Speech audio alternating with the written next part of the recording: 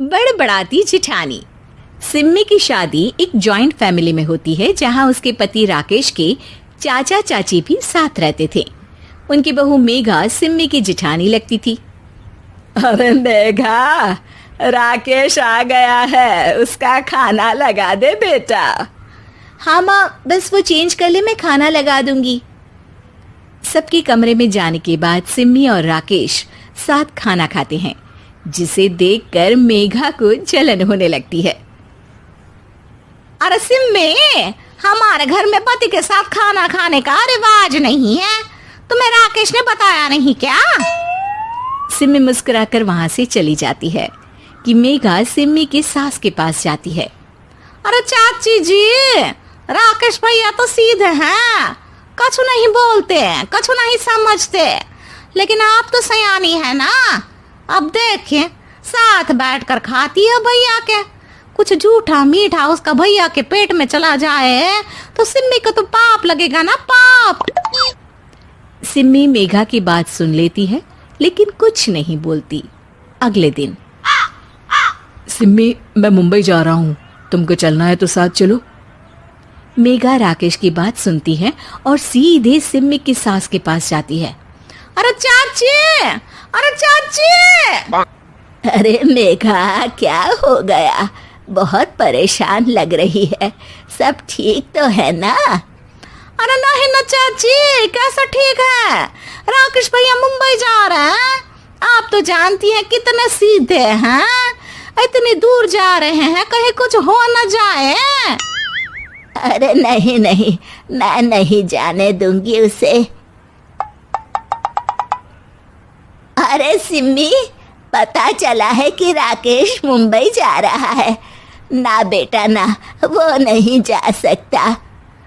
अरे माँ, उन्हें ऑफिस के काम से जाना था, लेकिन आपको तो पता है ना, उन्हीं दिनों मेरे मायके में शादी है, तो वो अपनी जगह किसी और को भेज रहे हैं। अच्छा अच्छा, तो फिर ठीक है। सिम्मी समझ जाती है कि मेघा ने सास के कान भरे हैं। वो सास से कहती है, माँ जी, लेकिन हम दोनों कुछ दिनों के लिए मसूरी जा रहे हैं। आप तो जानती हैं कि शादी के बाद हम कहीं नहीं गए। अच्छा अच्छा, ठीक है, जाओ घुमाओ। सास वहां से चली जाती है। सिम्मी अपने कमरे में कपड़े पैक कर रही होती है कि तभी मेघा आ जाती है। अरे गर्मी में सर्दी के कपड़े काहे पैक कर रही हो? सिम्मी को मेघा पर नाराजगी तो होती है, लेकिन फिर भी वो कुछ नहीं बोलती। दरअसल मैं और राकेश हनीमून के लिए मसूरी जा रहे हैं ना। का हनीमून? हाँ हाँ, हनीमून। क्यों? हनीमून के लिए तो पति पत्नी ही जाते हैं ना, तो मैं और राकेश जा रहे हैं। मेघा भागकर सिम्मी की सास के पास जाती है। अरे चाची, सच में तुम लोगों जितना सीधा परिवार तो मैंने देखा ही नहीं है। अरे अकेले भेजोगे दोनों को? मैं और सुरेश तो कभी अकेले नहीं गए। हाँ भाई, हम तो परिवार में ही अच्छे, बड़ों के बीच, ऊपर से खर्चे है भगवान। अरे चाची, पहाड़ी इलाका है, कुछ हो गया तो? सास सीधे सिम्मी को बुलाती है, लेकिन सिम्मी तो वहीं सास के कमरे के बाहर ही खड़ी थी। बस मेघा दीदी, आपसे यही उम्मीद थी। अरे बड़ी हूँ, घर के कायदे कानून तो मैं ही बताऊंगी ना। अरे तो अपने घर में रखिए ना सारे कायदे कानून। आपकी सास खुद खाना बनाती है, क्योंकि आप यहाँ आकर मेरी सास के कान भरती हैं। आपका पति हमेशा खुद खाना लेकर खाते हैं, क्योंकि आप मेरे घर में ये देखने के लिए बैठी रहती हैं कि मैंने और राकेश ने साथ खाना खाया तो खाया कैसे। मेघा दीदी, आप अपने घर और घर वालों का ख्याल रखिए। मेरे घर में ज्यादा घुसने की जरूरत नहीं है, और हाँ, मैं अपने सास और पति को संभाल लूंगी। मेघा चिल्लाती हुई वहां से चली जाती है, जिसकी आवाज सुनकर राकेश वहां आ जाता है। सिम्मी, मैंने तो तुम्हें पहले ही अपने घर का माहौल बता दिया था।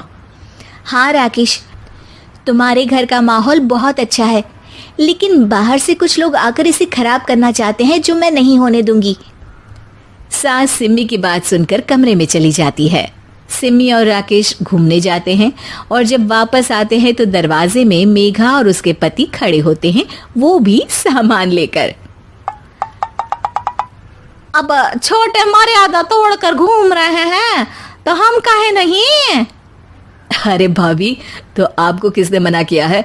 वैसे भी 4 दिन की जिंदगी है, दूसरों के घर में ताक झाक करके बिताने से अच्छा हो मौज करके ही बिताओ।